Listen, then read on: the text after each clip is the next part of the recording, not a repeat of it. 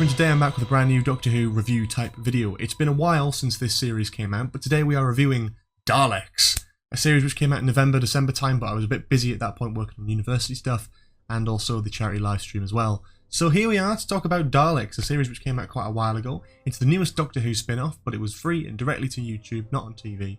It was animated. It's the first animated Doctor Who spin-off, I believe, officially made by the BBC, because for Kane and Company, Sarah Jane, Torchwood, Class, it's technically a spin-off because it's obviously not audio or anything like that. It is actually an animation. It's a video. You can watch it. It's actually a series.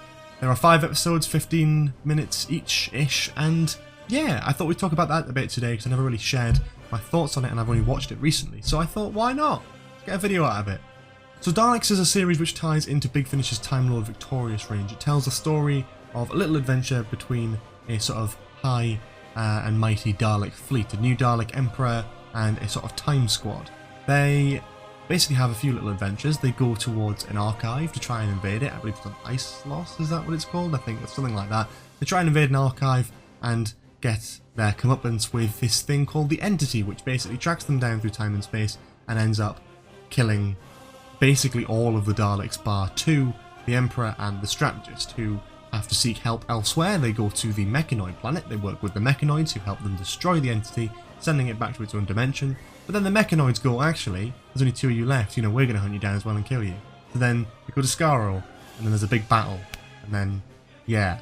So the Dalek story is really interesting. There's 5 episodes in total, and to be honest, 15 minutes each, 5 episodes, I enjoyed it. I thought it was a blast. I thought for free, you know, a free Doctor Who spin-off on YouTube with some pretty good content. So it's got Nicholas Briggs as all of the Daleks, so you know that was going to be a whale of a time. And the Mechanoids, I believe, I can't remember if it was just Anjali Mahendra, but it was the Queen was definitely played by her, and she was brilliant.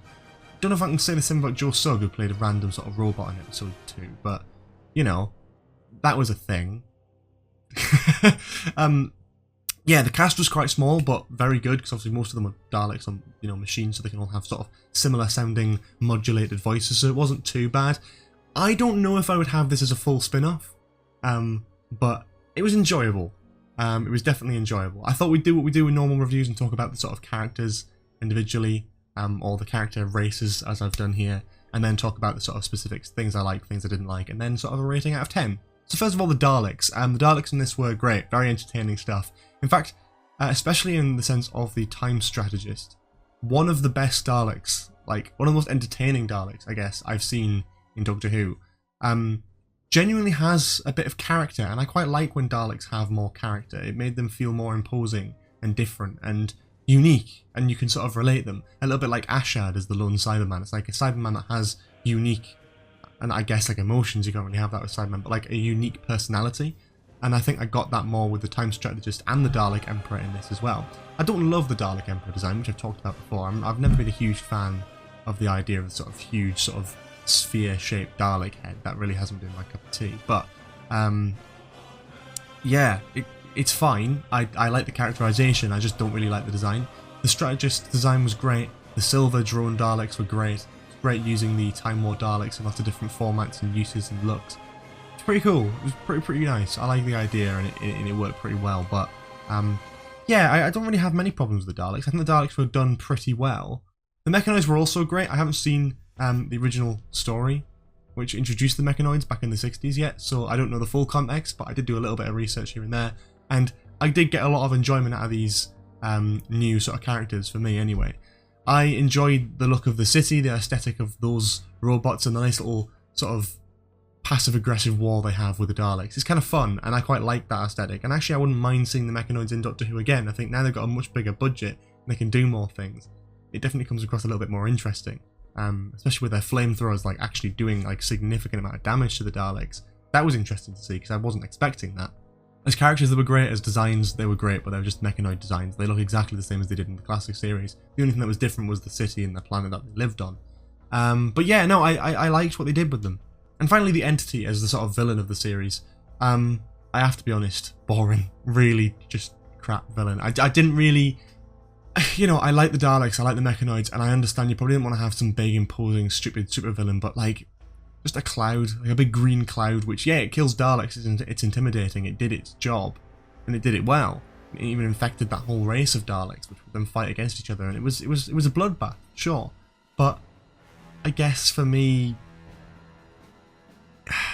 I would have preferred something a little bit more characterized, I guess, as the villain. The villain to have some sort of actual motive opposed to just, oh, they hate Daleks. And I understand why they would hate Daleks, because Daleks try and kill everyone. But it's like, I feel like, I guess I wanted a little bit more out of it, so that's that. But yeah, it was fine as a villain, it worked well. I'm not going to like criticise it too harshly, because it is just a 5-part series onto YouTube for free, and given that context, it's pretty good. The story was great. I really liked the story. I think it was simple, it worked, it wasn't too complex, you didn't need to listen to Big Finish to understand what was going on, which I liked. And yeah, I got it, I liked it, it was easy watching, and again, considering that it's free on YouTube, mad respect. But here is the big criticism, and everyone and their mums has talked about this, so I know it's going to sound like a broken record, but I've not sort of shared my take on it, and that's the animation style. The animation style, everyone's pointed out, looks a bit like a PS2 game, and yeah, no, they're right. It's not that for me. It's the colours seem too bright. It seems too washed out. It's not like if the series was stylized to look in a certain animation style. You know how like Clone Wars, like they're not trying to look like you know, like they're not trying to make Obi-Wan look like he does in the film. They're not trying to make him look like Ewan McGregor, but they're trying to give him the same sort of general look. But it's all cartoonized. It's sort of like over the top. It's different. And that's kind of what I mean, is that like with this, it doesn't feel stylized. It feels like they're just trying to recreate real life, which is where animation kind of goes wrong a little bit. And if you haven't got the budget to do something that looks almost real life, which is basically just CGI technology, then do like a stylized animation. And I feel like some sort of smoother, different animation aesthetic would have worked a lot better for this series, because the story's great, the characters are great, it's a fun, great series. But when you try and make it realistic, and noting the fact that it doesn't look better than Doctor Who fan animations that were made years and years ago, it seems weird, because they obviously wouldn't have had much budget for this, but they obviously had more than that of what some fans would have. And then you can look on YouTube and it's like, I think it's Dalek Tales or something like that. Yeah, I'll put a thing to it on the screen or a link in the description or something like that. But I think it was JXy who made a really good tweet about it, talking about the comparison between Doctor Who fan animations on YouTube and then an official BBC commissioned series. And the BBC commissioned series is like the newest one as well. It's like the newest one with the newest technology, and it doesn't look as good. But I don't think it's about trying to make it realistic and trying to make it look as good as these fan series. I think it's the approach they've taken to make it as realistic as possible. I just wish they'd taken a more stylized approach, something a bit different, because none of these shots look real. And I know it kind of wasn't intending to be like that, but at the same time, if it was more stylized, it would gel a lot better in a lot of people's minds, I think. But again, that's just my sort of take on the whole thing. It's not a huge deal. It's not the end of the world. Like, it's still an enjoyable series. It's free. It's on YouTube. I keep saying the same stuff, and there's no reason to complain about it. But this is a review, and I'm going to mention it. It's definitely not the best look of an animated series I've ever seen.